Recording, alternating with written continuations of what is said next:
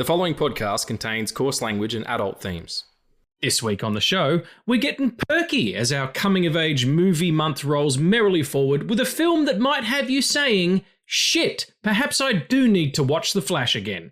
It's Perks of Being a Wallflower. I'm Riggs. I'm Eddie, and I'm confused by that statement.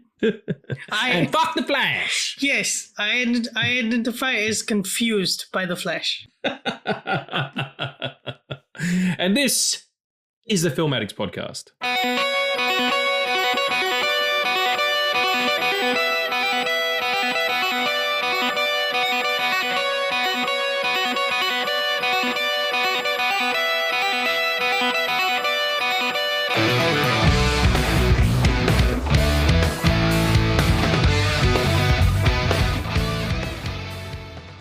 It's the Perks of Being a Wallflower, everybody. Hey, how you doing? We're back. We're doing it again. It's weekly, you motherfuckers. What's going down?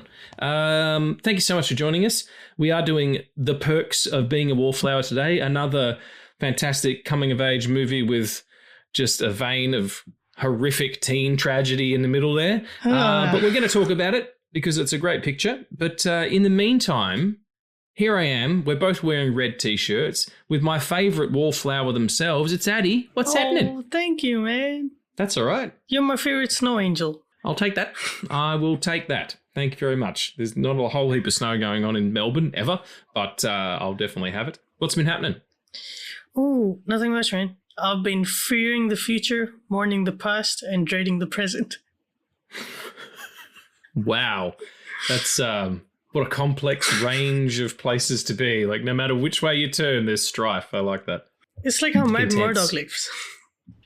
Yeah, well, we'll talk about that in our bonus episode coming out next week. Crazy times out there in the world.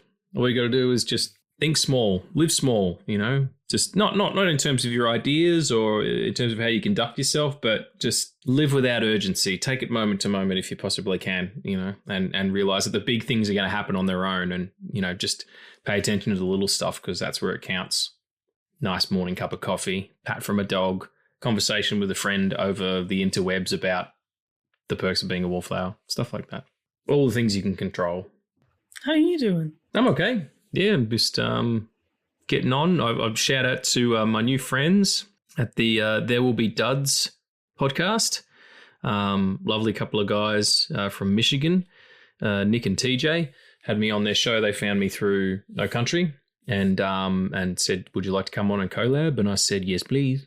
And they did have me on very graciously, and we talked about From Dusk Till Dawn, which was my pick, and the movie Apex as well a little bit. But they were great guys and excellent podcasters, and I'm glad to know them. The when I knew it was going to work, when I knew it was going to be a good collaboration, was when TJ said, "Oh, Riggs, you know, I think you," in his American accent, "Riggs, I guess you know this guy. You know, I've just got this other guest host in," and he wheeled in on taped to a computer chair, a full-sized Hugh Jackman from that movie Sheep Detective. What the fuck? He'd nicked a standee from work because he works at a cinema and taped it to the thing, and it just sat there the whole. You can watch the interview. You can watch the episode on YouTube. There Will Be Duds. And he's just sat there. The cat gets on it occasionally. It was fucking hysterical. So I was like, yeah, this is going to work. So shout out to my new pals over there. It's awesome. Shout out to Dolby Duds. Yes, they're good folks. And I had also recorded with the Till the End of the Line boys that morning, talking about Daredevil Born Again, the last episode. And again, they called me a pod slut, and they're not wrong. It's just... I'm on pods. I'm on pods. I had to literally think about which ones to promote when I was on There Will Be Duds because they knew about No Country. So I just said that I was on this show as well. But their sequels suck as too, and just yeah. I do a lot of podding, everyone. I like podding me. Shall we talk about what we've been watching in between all the podding? Yeah, we can do that. You have some questions for me about one of the things I watched. Oh yes, that's right. Yeah. Yeah, let's do What Are We Watching? Let's do it. What are we... Watching? Yes.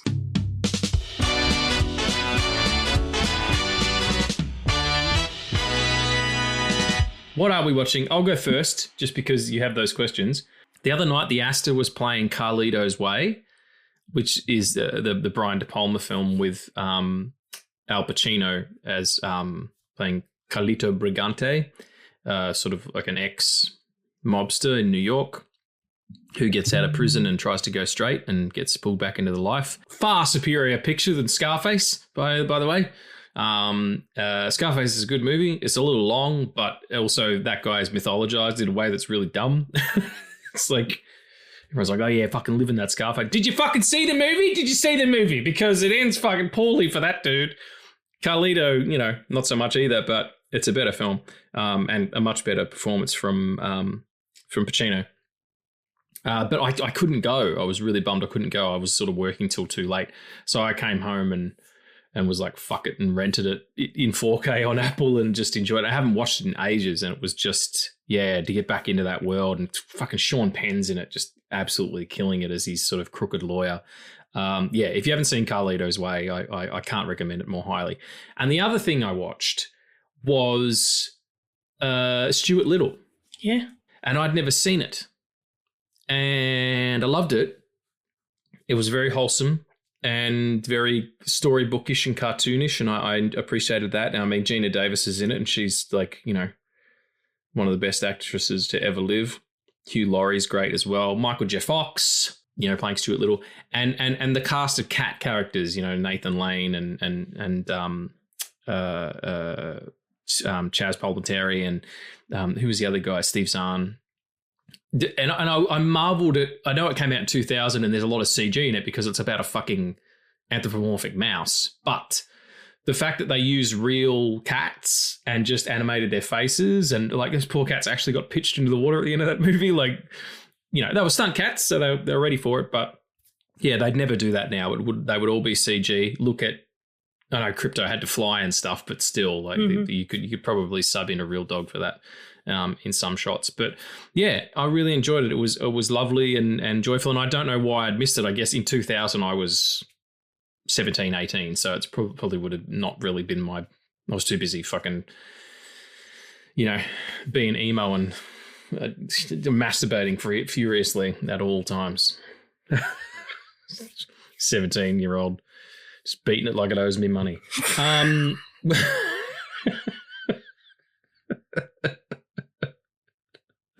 Wow.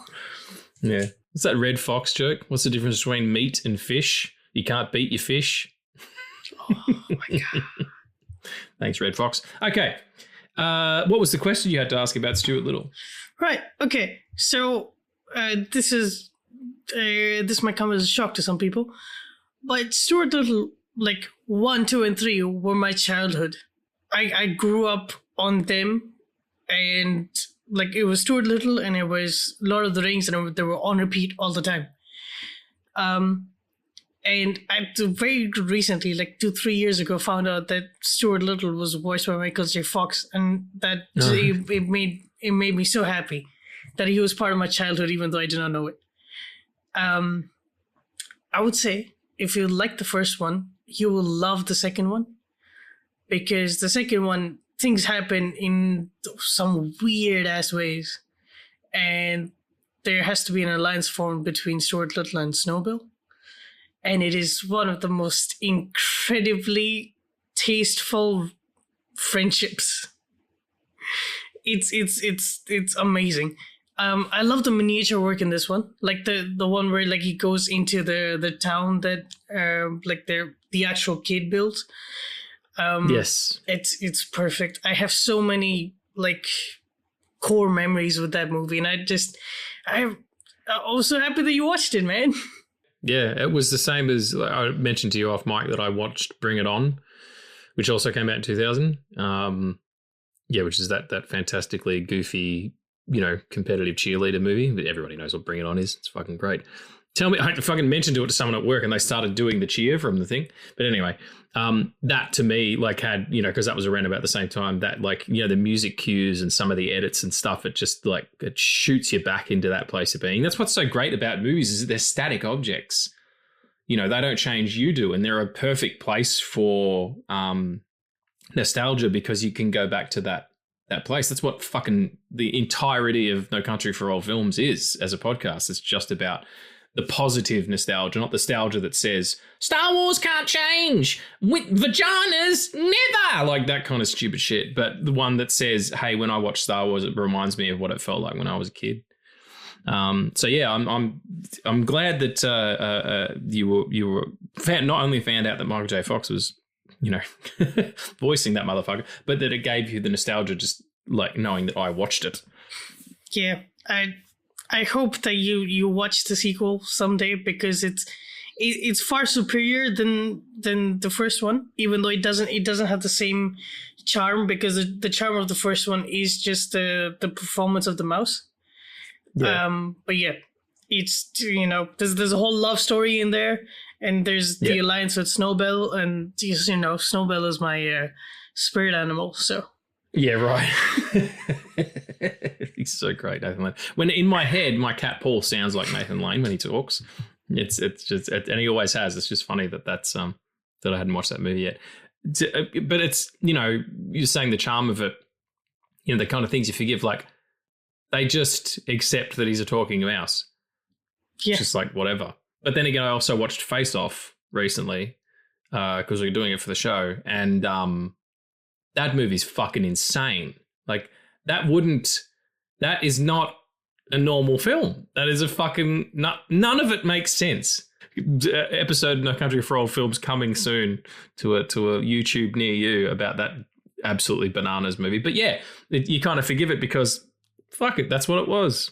That's what I watched. What have you been watching? Oh my god, I watched so many things. Cool. Do you want to talk about a couple of them? Can we talk about how incredibly sexy John Hamm is in Your Friends and Neighbors? Like, I cannot get over him at all. It's ridiculous. It's even more in a way than Mad Men, because Mad Men, he was like, by design, he was sexy. Mm-hmm. You know, he was this Lothario. But now he's like older and he's in all this strife, but he maintains his cool, and he's just kind of about himself. You know, he just sits at home and watches fucking... In the most recent episode, he's sitting there with his two kids watching the fantastic Michael Mann film Thief with James Caan, getting high with his sister. Like, fucking dope. It's just, yeah. Your Friends and Neighbors is a great show.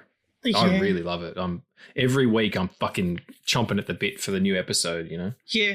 I like where I watch it, they had the thumbnail for the next episode. So I thought that they released both episodes. So I clicked on the first one and I watched it, and at the end of it, spoilers, he gets fucking kidnapped. And then a lot. Yeah. And then I clicked on the second one, but it didn't do anything. I was just clicking on it for like 5 minutes. I was like, oh no. They just uploaded the thumbnail. It's not there. I have to wait another week. Till next Friday or whatever the fuck. I mean, I do like the bi-week.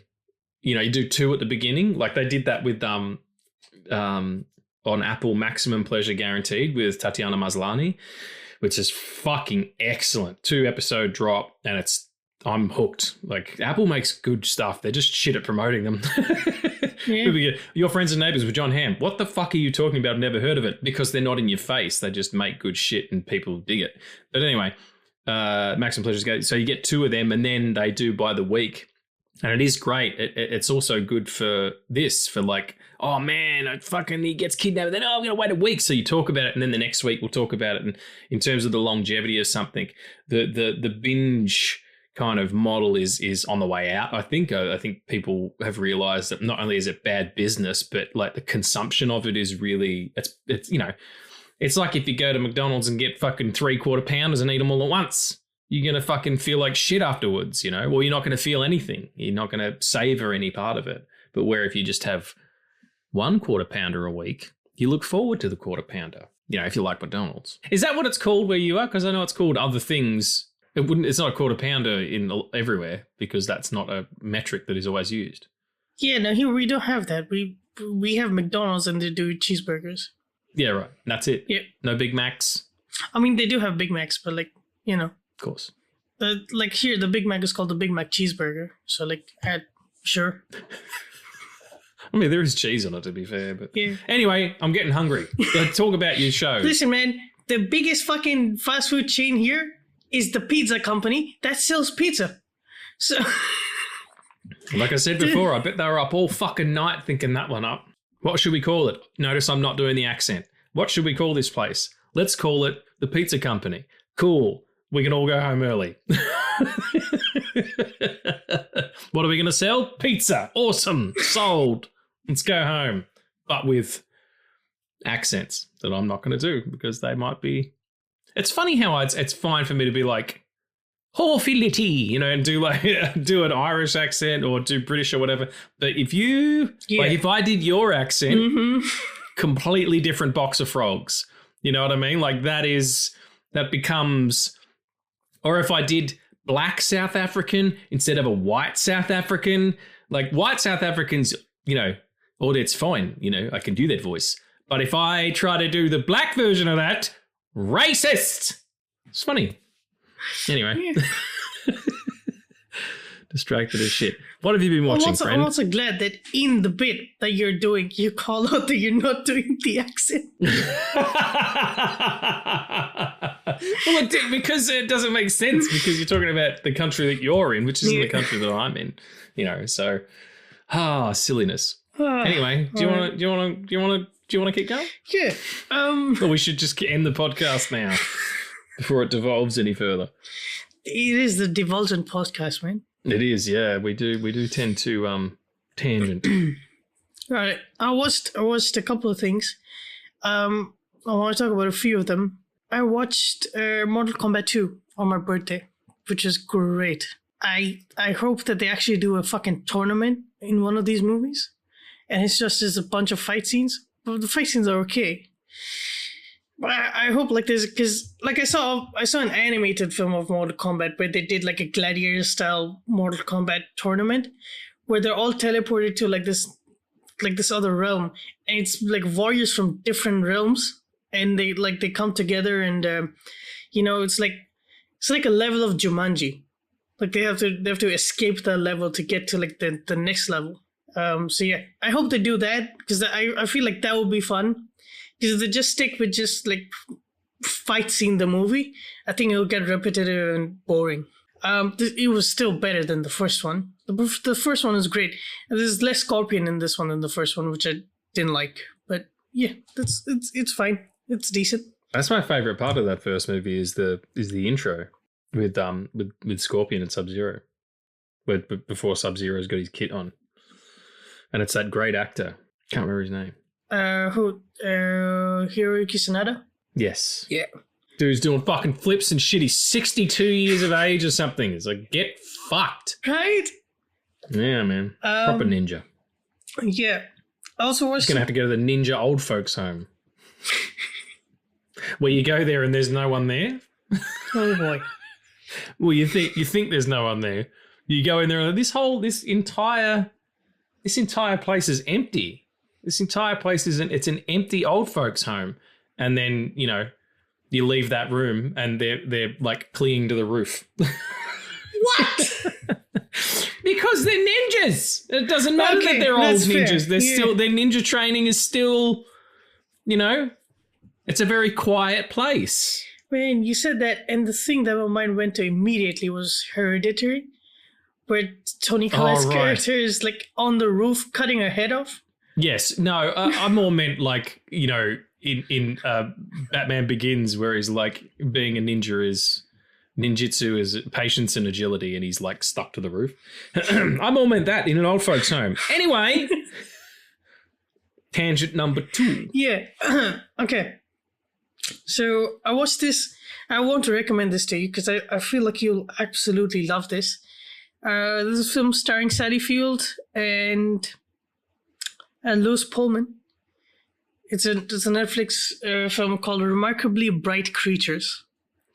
It's about two people who come together while they take care of an octopus in an aquarium. And the octopus is played by Alfred Molina. Did he mocap it? No, it's just voiceover, I guess. But it's really moving. It's really wholesome.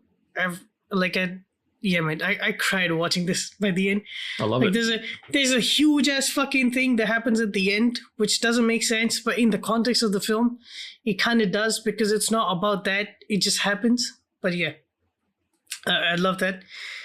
And then two movies that I rewatched that left me shook again were Babylon and Dune Part 1. Babylon. Go back and check out our bonus episode, We Are Babylon, for how we feel about that film and how misunderstood it is. It's so good. Every time I watch it, the only thing that trips me up is that stupid ending where they show other movies and the weird bit in the middle with Tobey Maguire. Yeah. So I don't remember if I said it last week or not, but this was my pick for the film club that we have. Yeah, I know. I saw it on Letterboxd. That's excellent. What did everybody else think of it? Yeah, it was a 9, 9.5, and a 10. Yes. Out of 10? Yes, out of 10.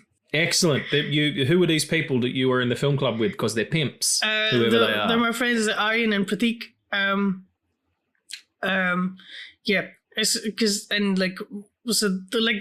this was delayed because we were a week late, so we did 2 movies instead of 1. And yeah, I told them, I was like, this is 3 hours long. I do not know what you will think of it, but I know that it will enhance your life in some way whatsoever, right? Mm. And I was really I was really anxious to know what they think, and they loved it. And when I asked one of the people that did he actually watch it, I was like, did you watch Babylon, the 3-hour film? I said Babylon. He he visibly adjusted himself because he thought of the 30-minute orgy scene in the beginning. I was like, yes, hey, yes, that's what's up. That's the reaction I'm looking for. Yeah, nothing wrong with that at all. Yeah, I love Babylon. I saw it 3 times when it came out. I saw it 3 times in the same week, and it was I hadn't watched it since. Like the last time I watched it was probably before we did the bonus episode. I went back and watched it, and I'm happy to report back. It's just it holds up. It holds up even more now. With the fucking state that we're in, with people confusing AI with art. It's a film about films filmed on celluloid. It's nothing gets better. That is the most beautifully shot film in the past 15 years, man. I'm not even kidding. Yeah, no, I completely agree. It's just so misunderstood. It was made in that traditional way, and yeah, that's just not. I don't know. I don't think our attention spans are good enough for it at the moment. But it's going to age well. Like we talked about it. People are going to go back to it and go, "This was the shit." The way that people do, Even something as fucking crazy and long and messy as Heaven's Gate is getting, the Michael Cimino film is getting a reappraisal. That movie's fucking really long and unnecessarily so, but it's beautiful and it's wonderful and poignant and thought-provoking and stuff. It just, sometimes things need time to get on. It's the same with podcasting. Like I don't know, we're up to nearly 100 episodes. I don't know who's listening, but someone's going to find it. It might be in 10 years, someone will find episode 100 and be like, holy shit, there's another 1,000 episodes that we can listen to. That's what happened with We Hate Movies. I think I got on board when they did Batman versus Superman, which is probably one of their 200th episodes. And I was like, fuck my hole. These guys are hysterical. And then now I'm still a huge fan. I'm a Patreon supporter at the highest level. I listen to all their shit. I probably listen to them almost every single day, and they're up to nearly 900. Like, that's how it works. Things just need to gestate sometimes, and you find your audience. Babylon will find its audience. Oh man, it will, and it will it is for me like one of the most important films of our generation, and it will in time become that. Like that will be the popular opinion on it. It just, and like it's what like even the film says, like with Brad Pitt's character, like when he goes to the critic played by Gene Smith, like she says, in 50 years' time, when you're long gone, somebody's going to catch a flicker of you on celluloid, and he will know you, like a friend, and yet you would have taken your last breath before he ever took his first. And that is art, dude. Such a beautiful way to put it. That's how I feel about the Marx Brothers. Mm-hmm. Whenever anybody asks me if I could go back in time, I'd be like, yeah, I'd go back to the fucking set of Duck Soup, because those guys just, they speak to me from 100 years ago, you know, like it's yeah, there's something powerfully permanent about movies and about cinema in a different way than other art forms, because it is a person on the screen. There's an individual there that you connect with, and you can be someone. Like when I was in film school, just to put it through the prism of my own experience, I hadn't really watched movies from like the 70s and stuff, because it just wasn't, you know, I was an 80s kid and all that kind of stuff. And then all of a sudden this stuff got introduced to me, and, you know, I saw things like Serpico had a really huge impact on me. And I was like, who the fuck is this Al Pacino, you know? And then I'm looking at all these old stuff, and then and he speaks to me from that time, even though Al Pacino, when I watched that movie, was fucking 30 years older than he was in Serpico. It's that version, you know, that you then find other stuff through, and the permanence of it. Then I guess it's just in my head now because the show's over, the play that I was in is over, and the impermanence of that, of like, you do 16 shows and fucking good night. That's it. You'll never see it again. It'll never happen again. You know, there's no recording of it or anything. It was. But movies are and always will be, you know, and there's something beautiful about that Babylon talks about specifically. Yes. Like, aside from that and the fucking crazy ass thing I found on Babylon trivia that I sent you. About how everybody, all the people, everybody needed bush. All the people needed bush. You come to Australia, we got the bush here. We got heaps of bush. I mean, it's all out in the wilderness, but yeah. And it's not a desert with one fucking bush. It's like, you know, but that's what they were looking for. Yeah. They were looking for nice women and men shaved and then add the bush. Well, they weren't looking for like shaved, but like when they found them, right? Because it like talks about like there was no like body augmentation surgery back then. So like they wanted like natural bodies. Yeah, you couldn't have breast implants or fucking, I don't know, extra balls or whatever people have done to themselves. Yeah, and so when they or liposuction or any of that stuff either, I guess you wouldn't be able to have an actress who has all that on there. And like when they found those people, they found that like they didn't have, you know, hair in certain pubes. parts. Yes. They didn't have pubes, friends. And so the prop department made pubes for all of them, which is insane. Yeah, man. But I commend them for doing that. The Merkin business is fucking had a high point. Like if you look at a graph of how many Merkins were produced that year as opposed to the year before, it's fucking off the charts, man. Look at all the Merkins that got produced that year because they made Babylon, and then back down again because no one wants Merkins, you know. I mean, people do, but you know, not for movies all the time. I don't know what Merkins are, I'm sorry. It's said in the thing, a Merkin is a pubic wig. Oh, okay. It sounds like gherkin, which is a kind of sweet pickled cucumber as well, which confuses me because I do like them. Well, they're both great. They're both excellent. Yeah, I love them. I love Merkins. Hashtag we love Merkins. I'm bringing the hashtags back. I know you're not supposed to, but I'm going to @ the Merkin. I'm going to go on Instagram and @ a Merkin. There's going to be, I bet if you put in @ and write Merkin, there's fucking dozens of them. Dozens of Merkin accounts. Okay. What else did you watch, mate? I just want to very quickly talk about Dune Part 1. Yeah, sure. Because I noticed something this time around, because I'm like almost at the part of the book where it transitions to where the second part begins. So like I just wanted to watch the film just to see like what are the things that were there and what aren't, like from the book. I realized that the reason why people might think that the part 1 is so long is because the brilliance of part 1 is that Paul never does anything until he kills Jamis at the end. He doesn't make a single decision that influences or enhances the plot or moves it forward. And the brilliance of part 2 is the reason why you root for him even though he's wrong is because from the beginning of him coming to Arrakis, you have seen everything that's happened to him. You've been there. And, you know, we said it like in our Gas Leak episode, which was Dune Part 2. That was unhinged, and also probably the project. Subject zero for me and Tommy starting a show. I think of like he was fucking high as shit as well. We were all high on Dune 2. Yeah, go back and listen to that one. That was peak for my next podcast. If you want to hear an Australian, a Pom, and an Indian lose their fucking minds on mic, I don't think anyone's ever done that. That's great. So that's the only decision he makes in the entire film. Like he's doing things, but like him doing things is not affecting the plot until he like kills Jarmus.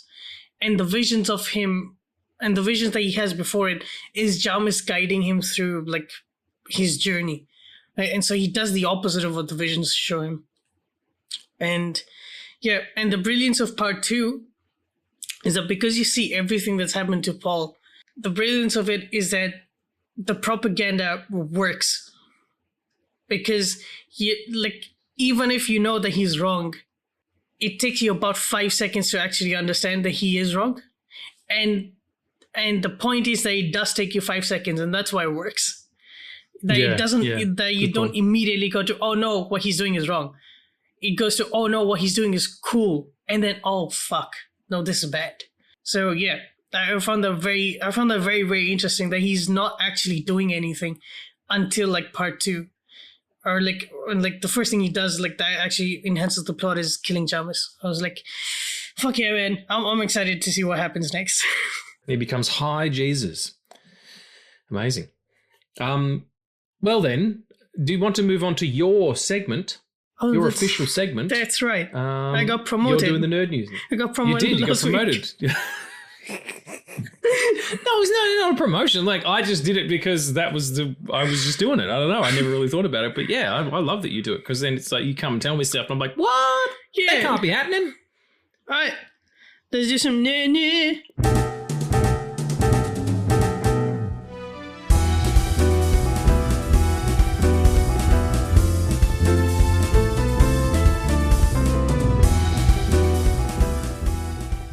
You know, we talked about Marvel Midnight last week, and so this has to do with that. There's a Marvel Comics shakeup that's happened, and so Marvel Television chief Brad Winderworm has now taken over publishing. So is that right? Yeah, okay. So now he is chief of television, animation, publishing, and I think like the entire lore. Like I believe what they're trying to do is just canonize all of it to the MCU. It's kind of like what Star Wars Legends is. Like all the Star Wars comics and books are somewhat canon. And so like Star Wars Legends is like things that are not canon but are like written in that universe. With Brad Winderbaum taking over publishing, veteran Dan Buckley is going to exit later this year, like seeing off the transition and ending his 30-year tenure. Yeah, I mean, look, I don't give a shit who is running what or if they fucked chickens or what goes on. I just like, not actually, but you know what I mean? Like there's always people, oh, they're doing this and they've done that and they've put too many people in here and this is the wrong thing to, fuck it. If it's good books, if they're good stories, I don't care. You know, as long as you're treating the artists right and treating the writers right and, you know, treating the production people right, everybody's getting paid their weight and, you know, given a piece of the pie, the big Marvel pie, that's now the big Disney pie as well. And you're writing good books. Like the only Marvel book I read at the moment is Punisher. So I don't know what the quality's like, but yeah, I don't care who's running it really. I mean, I remember the days when it was like fucking Bill Jamison stuff and it was just, everyone hated the dude. And then Quesada came in and it was great for a long time. And then everybody felt like Brian Michael Bendis kind of took over from him, even though it was, you know, in name only. And yeah, it's like the Punisher thing. Like everybody's on, I've had to fucking delete a bunch of people that I followed because they were just ragging on One Last Kill for those, for two shots. What do you mean? Oh, this is the fucking worst CG. Oh, there's bullshit fucking this and that. And like, okay, all right. Calculate the amount of time that thing is on screen for, the issue that people have with that one shot where he sort of falls backwards off the building. Just that one, okay. Calculate the amount of time that is as a percentage compared to the rest of the show. It's not even a fraction. It's less than a fraction of a percent. And yet that's what you choose to focus on, is this tiny, tiny little element that maybe they didn't do as best as they possibly could, or maybe they ran out of fucking money, or they used AI in a shitty way, or whatever. Like, just that little tiny, tiny thing. And that's all you can talk about? Don't you want to talk about the fucking amazing performance that John Bernthal gives throughout the piece? You know, don't we think about how great the costume looks when he's finally in it at the end? Don't you want to talk about how well directed it is? Like, don't you want to take the 50 minutes and, you know, or if it goes for 50 minutes, let's say, take the 49 minutes and 54 seconds of the rest of it that's pretty fucking dope and forget that little bit for a second? Like, everyone just wants that. They want a target. Everybody needs a target, and it's that clickbait shit that we talk about. Is if you skew negative, you get more attention. You know, that's because people want that. It's water cooler talk now. Is to go. It happens at work all the time. People, you know, go in and people are like, oh, this fucking bullshit or whatever. Like, that's why people watch those car wreck shows, not literal car wreck shows, but like the what do you call it? Reality TV stuff, because they love watching fucking catastrophe. And so then when they take that into their narrative, they're like, oh, that didn't work, or that's bullshit. Yeah, but what about all the parts of it that do work? Like that's my argument is if you're going to skew negative all the time, just stop engaging with this stuff, because it's not for you then. Go and fucking watch the news. That's fantastically fucking negative. Just go and enjoy that shit. Stop eking your way into the stuff that we like. Bunch of fucking time-wasting sacks of shit. Agreed. Sorry, I'm serious. And it's the pod community as well, like the people in our sphere who do it. I'm not saying the people who we are on podcasts with and our podcasting friends. I just mean podcasters in general, people in film journalism that just, like, if you have an account and you know, I usually only do this sort of, you know, I'm only on social media to promote the company or the podcast. I don't really do it personally that much anymore. But if you're an account we follow and you put out a post that is, you know, 10 things that are wrong with Star Wars, you're going to get deleted. Yeah. It's just what's up. Like, I don't care how good your writing is. Like, I have no fucking time for that shit at all. And I'm on a show called Sequels Suck all the time. And yet I'm the voice of reason most of it. And I love those guys and they love movies. And I know that. But I just, that negative space, it's starting to fill the conversation to the point where you can't hear anything else. And when someone has something legitimately excellent to say about something that they love, they get drowned out by all the fucking nonsense. Let's just flip the script. If you don't dig it, like, let's talk about something you do dig. You don't like Punisher One Last Kill? Do you really like the Dolph Lundgren movie from 1989? Because it's fucking awesome. And if you like that, talk about that shit. You know what I mean? Like, just turn it around. You don't like Born Again Season 1? Watch Season 2. Maybe you'll fucking like that shit. If you don't like either of them, maybe you dig the Netflix one and we'll talk about that. Like, can we just lean into joy and positivity and happiness and, like, what makes you happy? Like, are you happy? What makes you happy? Figure out what the fuck it is. And if you want to engage with other people on the internet and in the podcasting community and, you know, or online or whatever, do it that way. And then the more people do that, the more beautiful and gracious that space will become, and the more people will get out of it, as opposed to feeling like shit all the time because that's all you ever fucking see. Sorry, I did my rant early. No, that's absolutely fine, man. I'm right there with you. And, like, it also just has to do with these people just not being happy. Like, they're inherently very unhappy people, and so they just latch to a bandwagon of a thing that they think is a bad idea. Like, it's not even an original thought. It is. Yeah. It's somebody's thought that they're just, like, saying it again. You know. And yeah, and it's you're right, and I don't think it's that they're necessarily unhappy people. I just feel like some of them probably are, but I think they feel like that's how you do it, that's how you engage with this stuff. That it has to be that. Star Wars is the perfect example because everything that comes out, people fucking hate now or whatever. And Dave Filoni's a monster. No, he's not. He's a fucking huge fan who's doing his best to write stuff. If you don't like it, that's okay. But he's not sitting there fucking tensing his fingers together thinking about how he can fuck with you. Like, he's a huge fan of Star Wars and he's trying to tell stories the best way that he possibly can when he's the head of all the shit. So, like, The Boba Fett show sucked. Like, I didn't like it at all. That's why you didn't hear me talk about it. You know what I'm saying? Anyway, I love you all out there. Just be kind. Yeah. Like, it's our motto, you know? Fuck, hate, love wins. It is. Exactly. It is, and I really don't know why people can't see it. I'm not saying you have to be happy all the time, but surely this is a place where you should find happiness more than anything else in the things that you love. Yeah. Yeah, I don't know. I'm just very confused by particularly. That's why I don't go on there anymore. It's because it's just every time I go on there, someone's complaining about some fucking thing or other, or posting the end of The Boys. Fuck you. Oh my God. I'm so sorry. The end of last week, that, you bunch of fucking useless shit heaps. Like, it's, you know, film journalism. You got to be first. Oh no, it's not just film journalism. It's journalism. Like, journalism doesn't exist anymore. I'm sorry to say that, but it doesn't. Like, there's no credibility. There's no human element. You know, like that's what it was about. It was about the truth and not about who gets it first. Yeah, absolutely. That's because of the news cycle is now constant. Yeah, you have to create it. It's got to be created all the time. So you got to be breaking news 24 hours, 7 days of the week.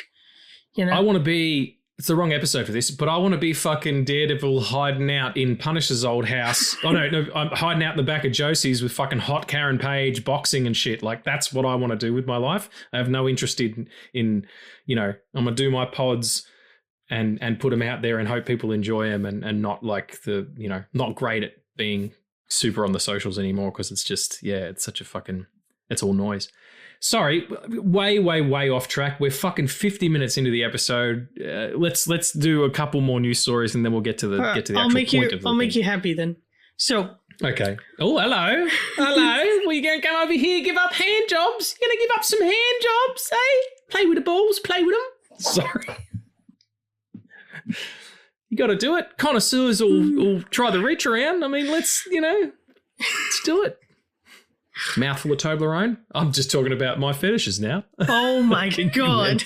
Mouthful of Toblerone is just a whole bar of Toblerone in your mouth. Rumors of a second season of a DC TV show have started to erupt after certain casting came out. So the rumors of a second season are for the Penguin. Oop. Matt Reeves confirmed that Colin Farrell is returning as Oz the Penguin in Batman 2. Robert Pattinson as Bruce Wayne Batman, obviously. Jeffrey Wright as James Gordon. Andy Serkis as Alfred. And now comes the new castlet. Scarlett Johansson, untitled character. Sebastian Stan as Harvey Dent, confirmed.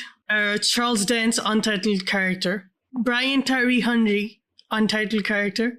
Sebastian Koch, untitled character. Yeah, and Jamie Lawson, who is Villarreal, who was elected mayor of Gotham at the end of Batman Part 1. Yeah. Dude, Charles Dance as Harvey Dent's dad would be insane. Yeah, absolutely. Or he could be Deeper Bench. He could be Ra's al Ghul. Charles Dance is Ra's al Ghul. Yeah, why not? It can only be Ki Hyuk Kwan because I did that fan cast. That would be pretty fucking cool, actually. Yeah. Deep in his voice. But yeah, I reckon Scarlett's probably someone. I can't remember who it was. It was another podcast. Said that if they did her as Andrea Beaumont and did Mask of the Phantasm. Oh yeah, would be fucking cool. But I mean, Mask of the Phantasm is like a perfect Batman movie. I don't think you need to do anything like that. Or she could be Silverson Cloud, maybe. Who was, one of Bruce Wayne's kind of love interests, featured heavily in Kevin Smith's The Widening Gyre and Cataclysm. Not Cataclysm, Widening Gyre and whatever the second part of it was. I'm down for all that. I hope they don't Harvey Dent Two-Face him. I think he should just be Harvey Dent, at least until the third one. Yeah, I mean, but it's the Batman 2. Everyone's going to turn up. It'd be fucking cool though. Like absolutely fucking insane. If Scarlett Johansson is playing Harvey Dent's fiance, and the entirety of the part 2 is setting up Harvey Dent, putting him in situations where he would eventually be, that those things would be eventually like foreshadowing his turn as Two-Face. and then his fiance becomes a Two-Face at the end. Why not? Flip the script. Yeah. Let's try some new shit. That's the most interesting. Remember we talked about Fist. God damn it! What are they called? Dark. Cape Crusader. No. Well, yes, that because they made Penguin female, which fucking again one of those things of fandom. When you can't be a fucking woman, like what are you talking about? Yeah, it can. You just all you do is you write it. You look at a blank page of paper and you go, Penguin, who's female now, and then you write the story, and that's really fucking easy. It's great. You know what? Batman could be black.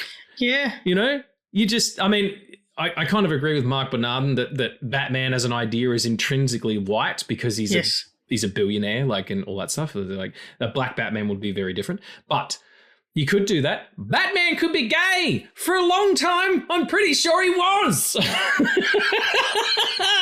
Like in the 60s, he was sucking and fucking like you wouldn't believe. You tell me that Adam West never went down on anybody?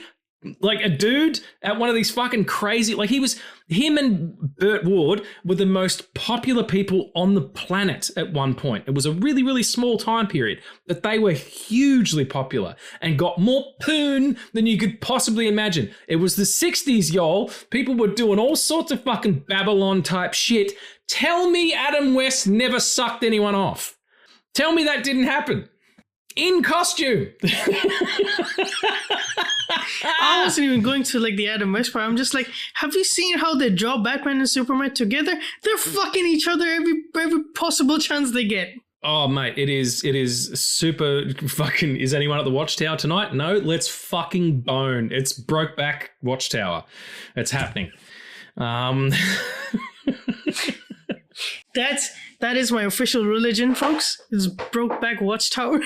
Brokeback Watchtower? That's a very, very special episode of Justice League Unlimited. It is just one small thing, but I think it's really fun. Yep. There's a live-action Scooby-Doo TV show produced by Netflix that's going to come out soon. It's called Scooby-Doo Origins. It's got McKenna Grace as Daphne, Tanner Hagen as Shaggy. I don't know who that kid is, but it looks the part. Maxwell Jenkins as Fred. Maxwell Jenkins as Fred. He is from the Netflix reboot of Lost in Space. It's really good. The effects are amazing. Oh, yeah. That is a good show, yeah. And Abby Ryder Forster as Velma. Now, she is from Are You There, God? It's Me, Margaret. But she is also the actress who played young Cassie Lang in the first two Ant-Man movies. Oh, right. Yeah, what happened to her? I guess she couldn't grow up that quickly. So I had to recast her. So yeah, this will be fun. I hope this doesn't turn into another Powerpuff Girls thing that they were trying to do. But yeah, this should be fun. Awesome. I hope they use a real dog. Or at least partly. Yeah, I hope so. Whatever. It'll be a good show to have a gummy and watch. Okay. Speaking of doing illicit substances... It's the perks of being a wallflower, everybody. They do lots of drugs in this show. Fantastic picture. It's, again, another one of our coming-of-age series, written and directed and based on his own book by Stephen Chbosky. Is that how you'd say that, do you reckon? I'll have to look it up, sorry. It's very... Chbosky. I reckon it's Chbosky. Anyway, starring Logan Lerman as Charlie. Fucking fantastic performance from that young man. Just really, really excellent. Tom Savini's in it, which is strange. Ezra Miller as Patrick. You've also got Emma Watson as Sam and Mr. Paul Rudd himself as Mr. Anderson, the teacher. I watched this on accident. I just watched The Spectacular Now for the show, because I knew we were doing an episode on it, and I was in the mood for more of the same, and fuck did I get it. It's a really, really powerful film. And the joke that I made in the roundup about, maybe I need to watch The Flash again. Ezra Miller is fucking outstanding in this film. They're so great. Just really, really steals the show, and not in an obnoxious fucking way. They're just... Particularly the scene where he, in the cafeteria where he's getting bullied and his gay lover, I'm going to say his because that's the character, that's how the character that Patrick identifies. His gay lover, who's a jock and is keeping it silent, doesn't defend him and then gets up and calls him a slur, and it becomes a big fight. That moment of him saying, "Are you going to say anything?" is absolutely heartbreaking. Like, just unbelievable, you know. Tell me about your experience with this film, because I mentioned it to a few people that we were doing it, and they were like, "I love that movie," and it had never really entered my field before. Where did you come upon it? So was that the first time that you watched it? Oh shit! Okay. Yeah, I watched this like in 2022 or 2023. It was recommended to me by a friend. And yeah, it absolutely ruined me. It was on my watch list for a while, and I just didn't get to it. And then when I did, it was just I sat with it for like a good 2 days, because there is so much of this that I really, really relate to. Like, so much of this was a reality for me in terms of your scholastic experience. Yep. Like, so high school. Yeah, I can understand that. I can't possibly understand what it's like to be, you know, in high school dealing with the things that they're dealing with. Mm-hmm. But I do see them in a really big way, particularly Logan Lerman's character, because that sort of like finding your tribe, you know, is such a huge thing in high school, because there's, you know, everybody's trying to figure it out. And I know that a lot of people make friends in high school, and those friends become your friends forever and all that kind of stuff. That hasn't been largely my experience, but I do know that. But just the safety of those people that he finds when he finds them, and they're all seniors, aren't they? And he's they're all seniors, yeah. Yeah, right. Well, I had a lot of older friends in high school, because my sister was older than me, so I was like pals with some of her pals. Yeah, it's such a great like microcosm as well of like a single experience. It's like just sort of it's not a huge film. Yeah. Do you know what I mean? Yeah. It's just this little kind of, in a way that you know, 500 Days of Summer is kind of the breadth of time that it takes to get from one point to another, and Spectacular Now is kind of like grander stuff between like families and parents. This is just about these three kids, really. It also just has to do with like the characters and like the way that they're written. Like, I haven't read the book, but just, you know, like Tom in 500 Days of Summer is that, you know, like exhibitionist kind of guy. Like, he's larger than what he puts on a performance for people, but he wants to be that person. You know, he wants to be that you know, happy-go-lucky and you know, in love and happy guy. And you know, as much as Sutter suffers, he also wants that, because he's suffering. That's blocked for him. But these characters don't want that. They just want, they're just wanting to exist in this time period that they're in, and with these people that they've chosen to exist with.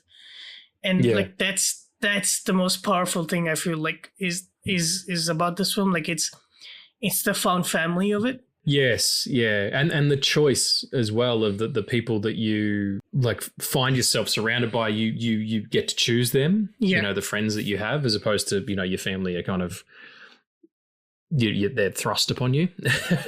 And I mean, that does happen a little bit in this, like, you know, particularly with Mae Whitman's character, Mary, she sort of becomes part of his life because Sam is not available. She has a boyfriend and you know, he's an older dude and all that stuff. So yeah, there's that kind of, that idea behind it as well.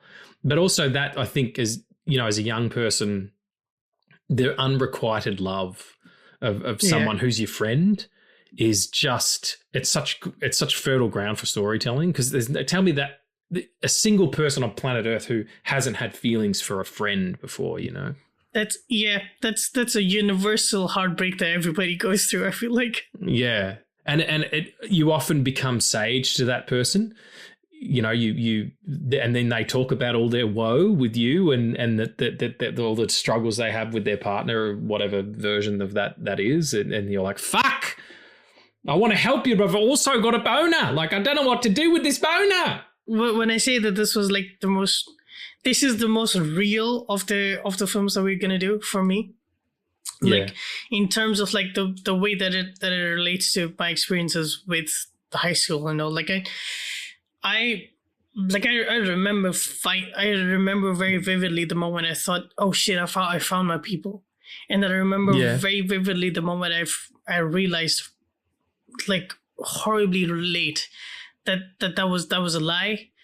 Like, cause it was a group of friends, and I thought that I belonged, and it was just bullying, and I thought that was friendship, and it wasn't. And it wasn't after, like, it wasn't later on where like I was like, forced out of school and everything, that I realized that it wasn't that at all. Yeah. And then when I eventually did find my people, I was like, I'm not letting you guys go ever. I will be 96 with no penis, and I will still call you and make penis jokes. Excellent.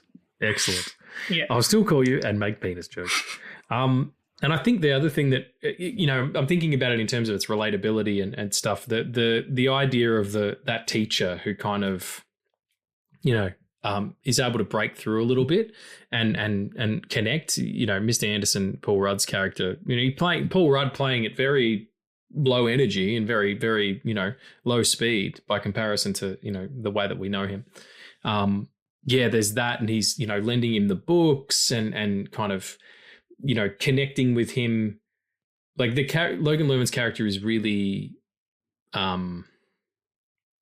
he's a very troubled young man. The scene I was talking about before, it's fantastically put together because you see all that, and this is after he's on the outs with them for what does he do again that he kind of that they are like, you can't hang out with us anymore. Fuck, this is okay. So they're playing like Truth and Dare or like something with like resembling that, and the Dare is to like kiss the prettiest girl in the room, and he's dating very well like during that, and he kisses Sam. Yes, yeah, okay, yeah. So there's that kind of teen faux pas, and they put him on the outs for that as well. But the when he is on the outs with them and Ezra's character Patrick is having these struggles with his boyfriend, quote unquote. He's the one who comes to his aid when the jocks start kicking the shit out of him. You don't see it. All you see is the flashes and the black, and then he times out, and then it cuts back to him, and he's standing there with bloodied fists, and standing over these two jocks who he's just completely destroyed. And then that comes into play when you find out more about what happened to him when he was younger, and that those blackouts are specifically tied to an abusive, like a sexually abusive relationship that he had with his aunt, which is, I did not see coming. Holy fucking shit. But yeah, I just love the way that they were able to like use the like cinematic language to show what happens to him and how he does have those blackouts. It's also like just because like we're jumping to that because you mentioned how Charlie was sexually assaulted multiple times by his aunt. It's like the most heartbreaking thing because you never see it coming because of how Charlie even doesn't know it. Like you see him have flashes of his aunt, and it's always like this connection that they had, but what's revealed is the reason why they have that connection is horrible, and that she abused him multiple times, and the fact that even he isn't able to even process that shows how horrible it was, that it began from a certain age that he didn't even know what it was. It's the saying of hurt people, but it's not justified anyway. Like that's not a justification. It's just how humans work. But it's I totally agree with that. She distorted his love map as well, because when asked about he says to Sam, he's like, you remind me of her, and she was my favorite person. Yeah. Like how kind of mixed up in his head is he that's the way that he relates to her. Like you'll meet those people sometimes in your life and they kind of help you blossom. Mm-hmm. And because he is a little bit younger and they're seniors, but they're also a little bit more comfortable with their sexuality and you know, particularly Patrick, the live replay of Rocky Horror Picture Show is fucking fantastic. And when the boyfriend doesn't show up, is it Brad, the boyfriend? I want to say Brad? Yeah.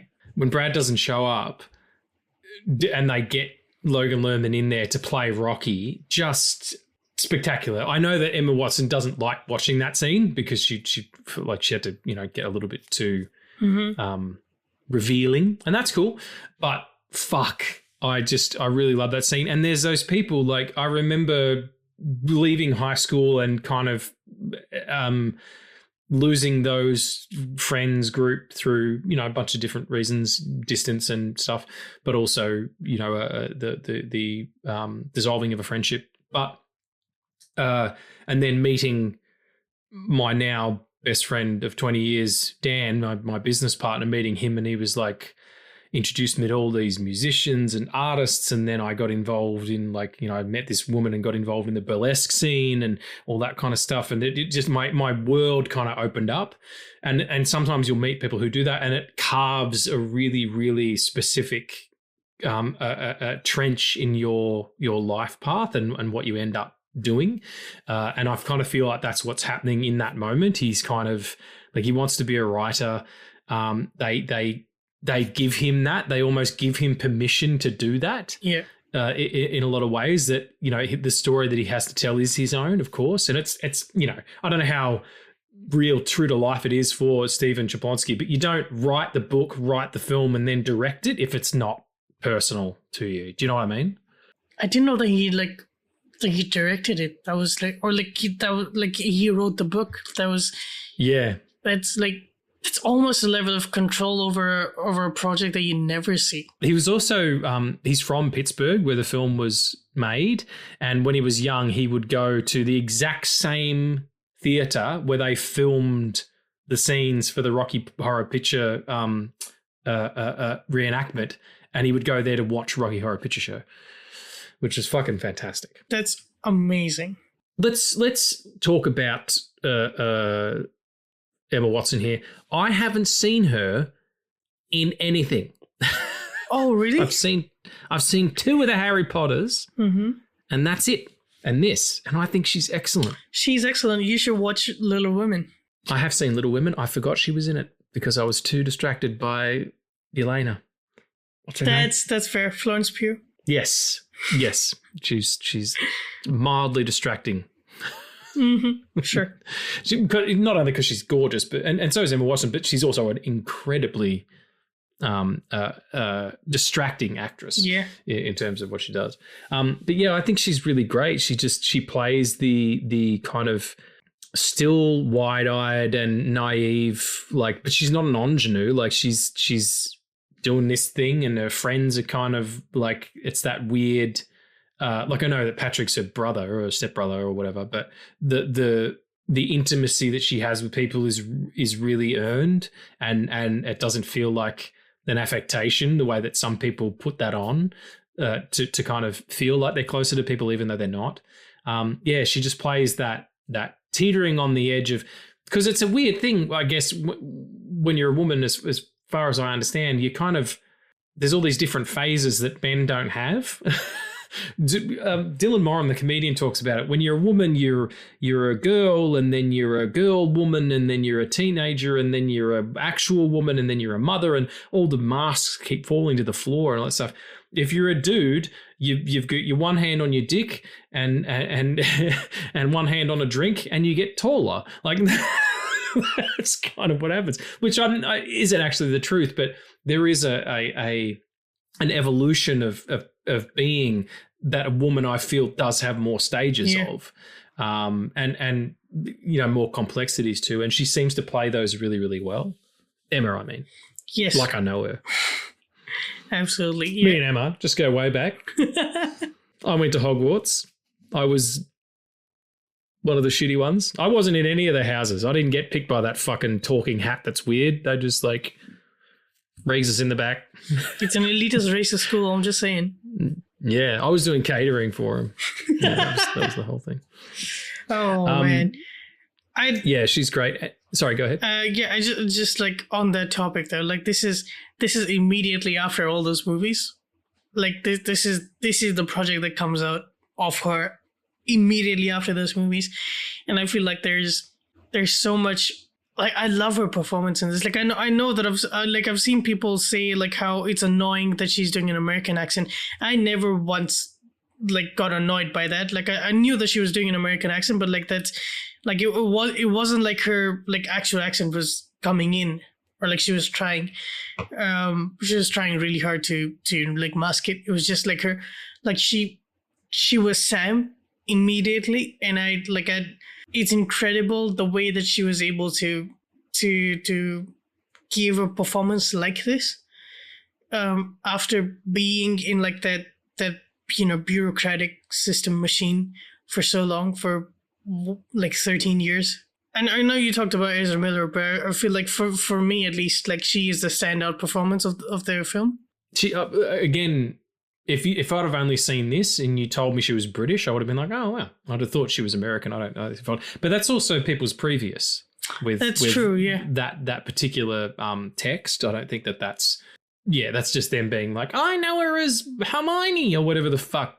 Is it Hermione? Hermione? Yeah, the first one. A Hyman? I don't know. Whatever it is. That one.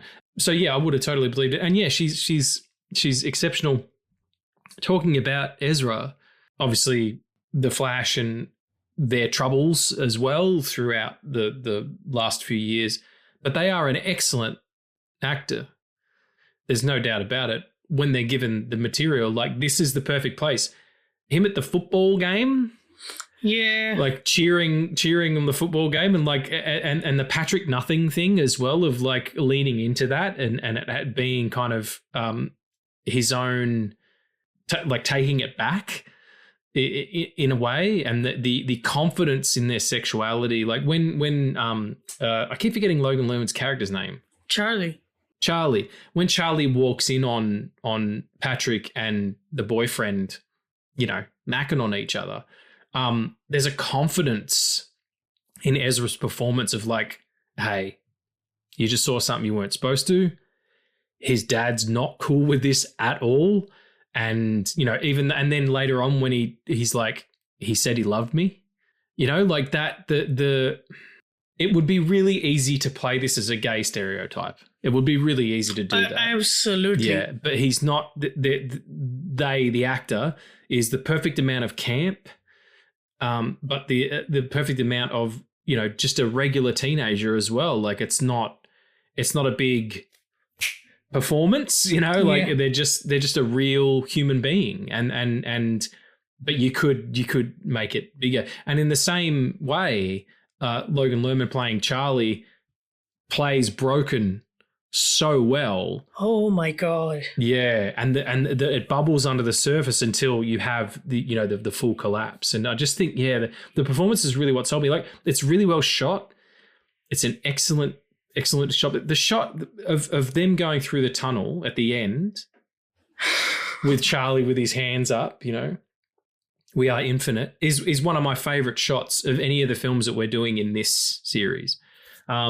It looks really good. It's directed really, really well. It's a great script. But yeah, the performances sing so much. It's such a great ensemble. I can't think of anyone who you would replace these three actors with, Agreed. Yeah. And just going back to Ezra Miller's performance, like you said, it would be so easy to play like Patrick's character as a gay stereotype. I feel like any other film, that's the case. But I feel like because of just how, and like it goes to show like with the source material and the plot and the writing, like it isn't that at all. Like it's not even trying to be that. It's not trying to be anything that it isn't. And what it is, it's very real and very down to earth. Like it's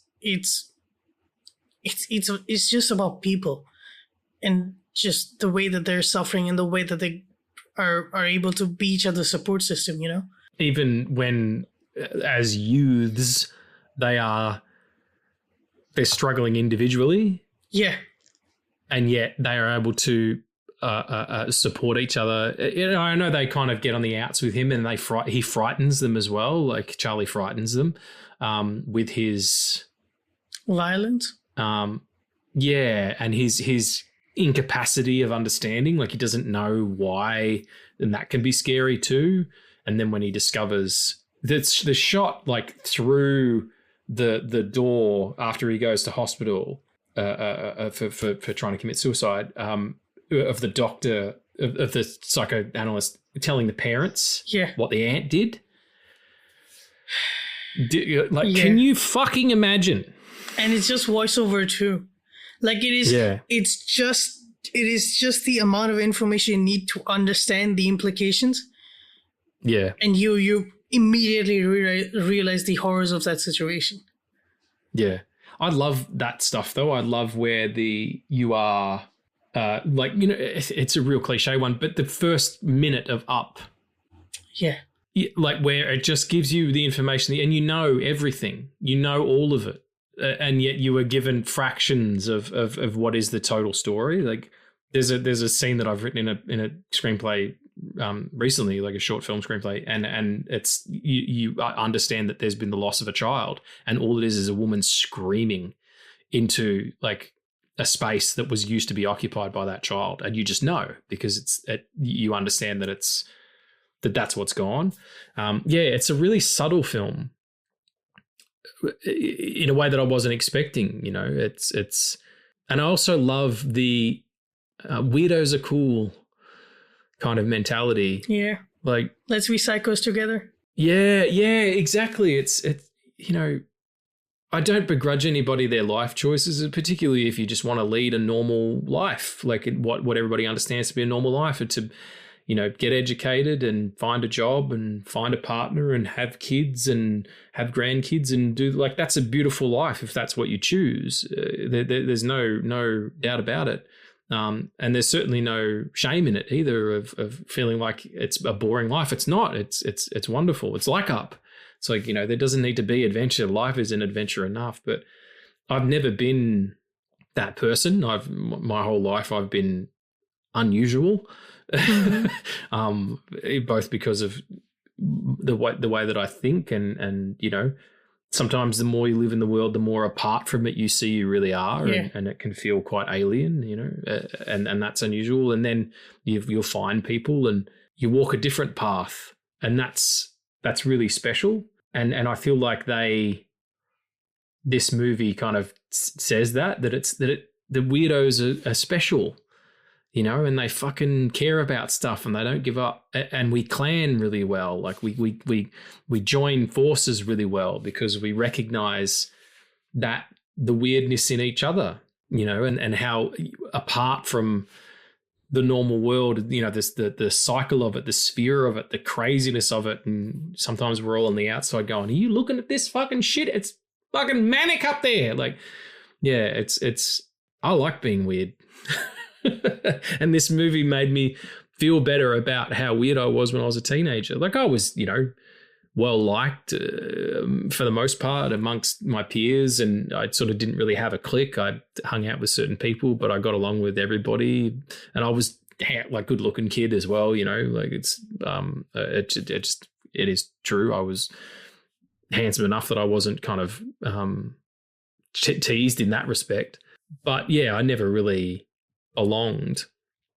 And then like watching this made me feel like that was okay. Yeah. Because I didn't. Yeah, like I never, and I was thinking back on some of my teenage times of being like, you know what, fucking who gives a shit? Like what people felt about me then. It has actually absolutely no bearing on who I was then or who I am now, which is really interesting to think as a person in their 40s.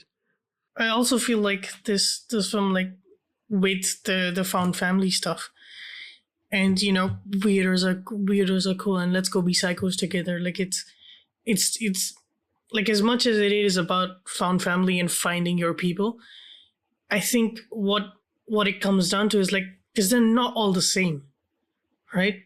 But I feel like what it is actually talking about is just the acceptance of it.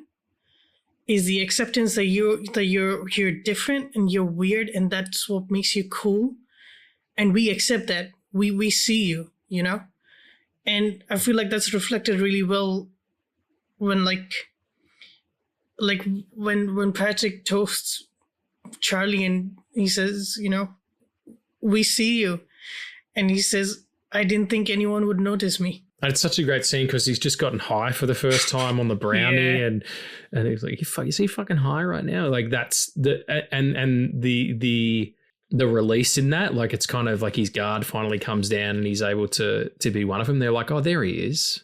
You know, he's not like the wanting to be and the performance of it all, and then that just gets completely sheared off him because of the weed, and he's like telling everybody some real shit.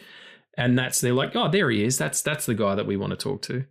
The scene that kind of feels good, but also is heartbreaking is the one where she's like, I don't want your first kiss to be just some fucking anybody. And you know that I'm with Brad and I love him and all that stuff. But this is, you know, that's a really beautiful moment. And there's also like physical and yet platonic relationships to be had with the opposite sex or the same sex as well. Like there can be intimacy that doesn't necessarily mean that you're either together or that you're fucking or whatever, but you know, that you can be kissed or that you can be held or that you can be, you know, have a friend, that you can be in a bad state and you know, a friend of yours can put their hand on the back of your head, you know, and rub your neck and tell you and make you feel like it's okay without it being like fucking romantically coded. That felt very realistic as well, because I had a lot of friends like that, and I still do, you know, in high school, women who were huggers, you know, and men who were huggers, and you know, people who were straight and gay and everything in between. Like all those kind of people live in my life now, and they're all physical people. I think I'm attracted to people whose love language is that. And that felt very honest. This movie's really fucking honest. Yes. In a way that some of the other of this ilk aren't, where it is hyper sort of heightened state of what happens. Does Sutter's alcoholism, does it reflect what actually goes on in society? Probably, but I think it's a bit extreme in terms of what happens, you know, her getting hit by the car and the travel and the dad and all that kind of stuff. But it's, you know, still a perfectly understandable story. And, you know, 500 Days of Summer is cartoonish in a lot of ways, like the manic pixie dream girl made flesh. And that's not a realistic thing at all. This film feels like you are participating in these people's lives, and it really took me by surprise, and I'm so glad that I stumbled into it, and that we were able to, of course we had to add it to the list, you know. Yeah, I love that. And like, you know, this film and 500 Days of Summer share similar DNA, because they both have this line, I love the Smiths, and I don't know which one came first, but both of them have it. The great soundtrack of this film, actually. Yeah. Oh yeah, really I've been listening to the soundtrack for this film, the entire week that I had. Had to be done. Yeah, it's just, and you know, like it's about, I know, man. Like there is power in meeting similar people and like finding your people and finding yourself with that experience. You know. Like there's, and fuck, man, like it is, I don't think this one was for the faint of heart, just because like the way that Logan Lerman plays Charlie is like, he's broken from the very beginning, you know? Yeah. And like you said, you know, like it like builds up to, or like bubbles up to a point where you see the collapse of it when they all leave. Because that's a very real thing, man. Like for like 5 years, I had this group of friends, right? And they're like, all of them are now gone. Like they're not in the place that we formed their friendship in, and they're all in different parts of the world. Yeah, right. And it fucking sucks sometimes when you're around those places where you were with those people, and you know, so you can't call them because it's fucking 3 a.m. over there. Absolutely. Hey, look, some of the people that I love most in this world and are, the dearest to me and I want to talk to more than I want to talk to anybody don't live in my country or my state or my time zone. So I totally get that. Yeah. Like, yourself, Tommy, the Till the End of the Line boys, it's always nice when I wake up in the morning and I've got a message from one of you. Because, it's been your daytime or whatever. So yeah, no, I totally get that. It's such an excellent film. I really can't recommend it. It's like Spectacular Now is I enjoy it the most out of all of them. It speaks to me the most, but it's probably previous. But in terms of the films and how they're made, like if I was to make a coming of age movie, this would be the benchmark by which I measured it. It's really, really excellent. And also apparently Zack Snyder saw this movie and it's what convinced him to cast Ezra as the Flash in Justice League.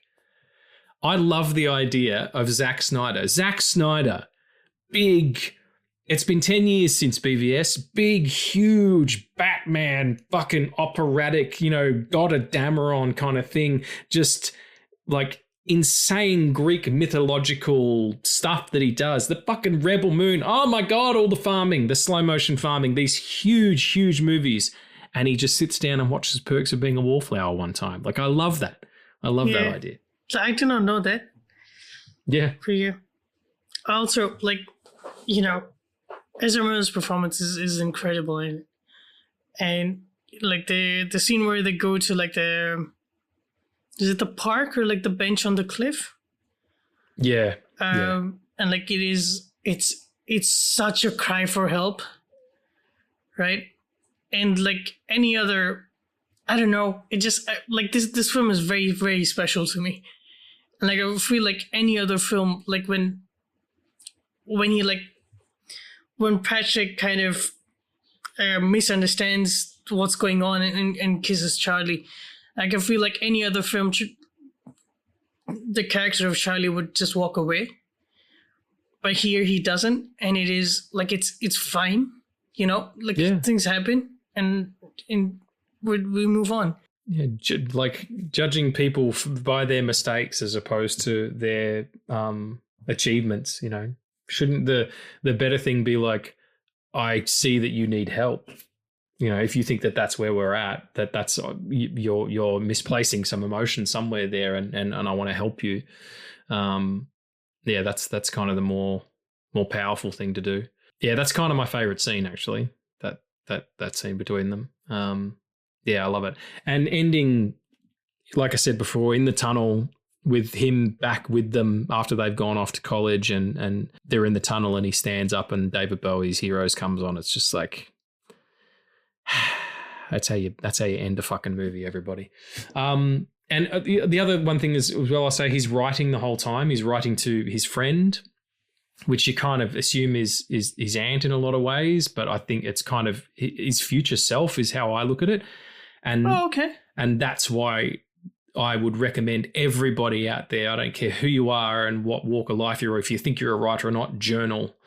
You should write a journal every day, just even a paragraph about what you did, because it all goes so fast and you lose so many lessons. And then if you can look back, in a year's time at where you were, like it can be really gratifying. Sometimes it could be painful as well. But yeah, I recommend that everybody journal a little bit. Just have a little thing in your phone, even, in a notes app, like put the date and what happened. It can be totally arbitrary. And I got up and I did a shit and I had a thing and then I went to work and somebody called me a pimp and then whatever. And I came home and, my missus did this, or I went to the movies, or whatever happened. It can be so, so small. Just chronicling your life is a beautiful way to find meaning where you might not have thought there was meaning, in the little things, in the smaller things.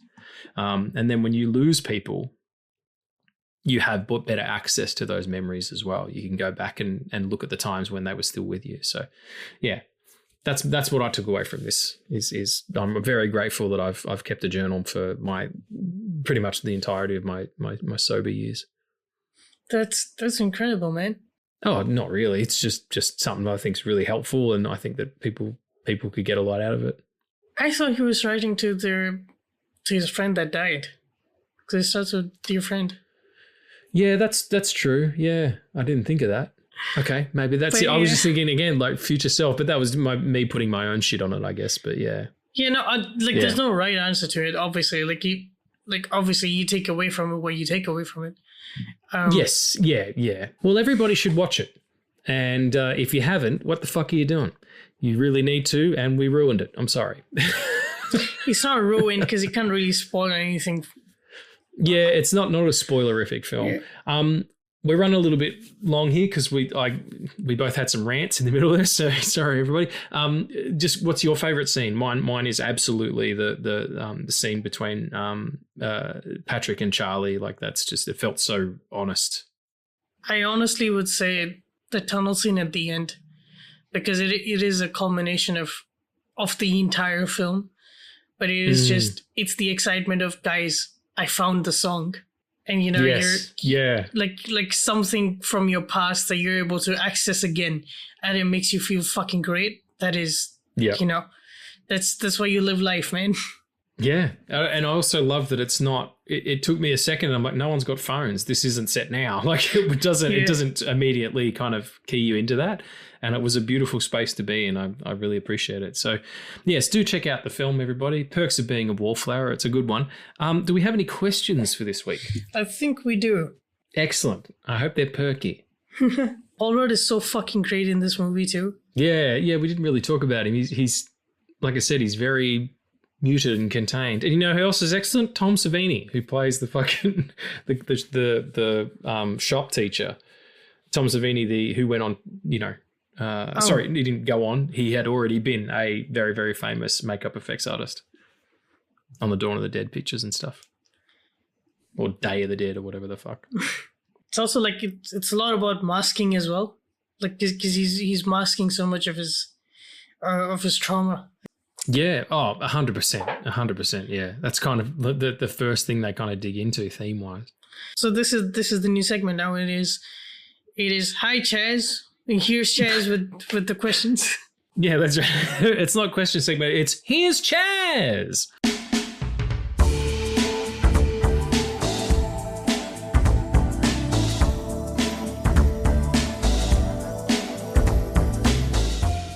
Rank top 3 characters to get eaten in Avengers Doomsday. You choose the context to fit whatever. So I did ask him what he means by eaten in, as in like eaten in, as in like the sexual way, or like physically eaten with like mouth. And he's like, whatever you want. No, I think it eaten, comma, in Doomsday. Like, so eaten in that movie, not eaten in, like the way that you would say eaten out if you were going down on somebody. Which is a term that might be an Australian colloquialism, I don't know. But, okay, so eaten. All right, I reckon I would really like to see Yelena get eaten by Storm. Holy shit. You know what I'm saying? Pride Month came early this year. It's right. I would really like to see someone get eaten by a black hole. Like there's going to be some space shit. I would like to see a black hole, and I mean in space. I don't mean an anus. Like bring in Nova or something, and I would also like to see Beast go full feral, just absolutely full feral, and eat Rocket. What? You're welcome, everybody. What the fuck? Hey, man, fucking Chaz started. It's his segment. He started it. Okay, Mr. Fantastic, be eaten by Namor. You know, you do the opposite of what happened in the comics. You make him gay. I was going to say, it's like instead of going after Storm, he's like, I like that stretchy dick. Whatever you're into. I like that stretchy dick, and then he blows it like a balloon. Fucking hell. like one of those guys who makes the dog, and it's a dog, and it's a trumpet, and it's a fucking sword. Yeah. God. A carny. No, excellent. Well done. Well done, you. And just because you brought up Beast and Savage Hulk, just, being savage. I hope that answered your question adequately, Chaz. Thanks again for playing Here's Chaz, or whatever the segment's called. I don't know. Wonderful. Excellent. that's the episode, everybody. I have a question, though. Yeah. Two questions.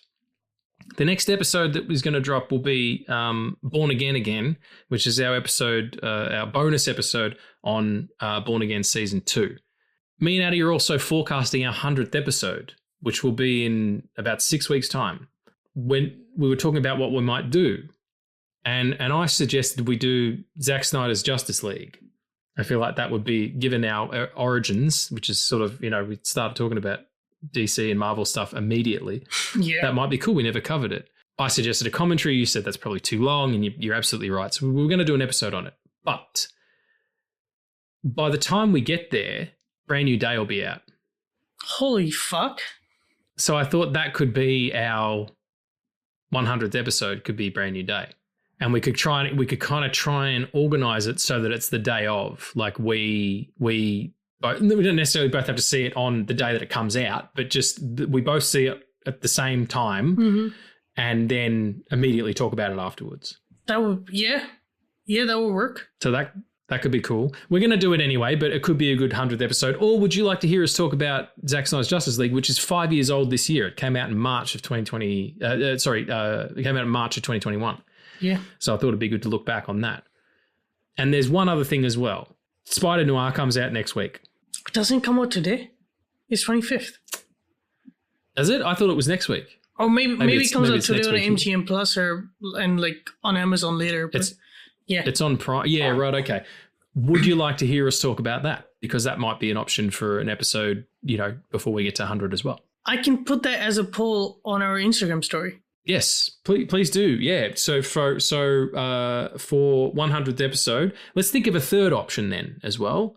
So 100th episode, Zack Snyder's Justice League, Brand New Day, or something else could be a good poll. Or do you reckon just two? Yeah, fuck it, just do two. Yeah, just 50-50 is always good. You're gonna get better responses from that, I reckon. Awesome. Yeah, and also, do people want to hear an episode on Spider Noir? Yes, just because doing episodes there'll be another thing. Yeah, that's a separate poll. Yeah, because doing episodes on TV is harder. It takes more time because you have to watch the whole thing, and you know what I mean. So I don't want to commit the time to. I'm going to watch it regardless, but I don't want to be sitting there making notes if I don't have to. Sure. So yeah. Anyway, do the poll. So check it out, everybody. There's going to be a poll to see what you want our 100th episode to be, and we'll do it as live and in color as possible. But until then, Addie. You, my friend, are the perk in my podcasting. Because this episode's called The Perks of Being a Podcaster. Oh, that's great. I love you, man. Thank you for that. You're welcome. I love you too. Thank you for talking about this film. I don't know how else I would have pushed this into the catalog of our episodes.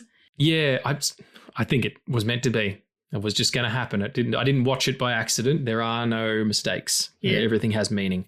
All the best, everyone. We'll see you next week for some proper double D chats. But until then, be well, look after yourselves, be kind, and remember, fuck, hate. Love wins. Let's go be psychos together.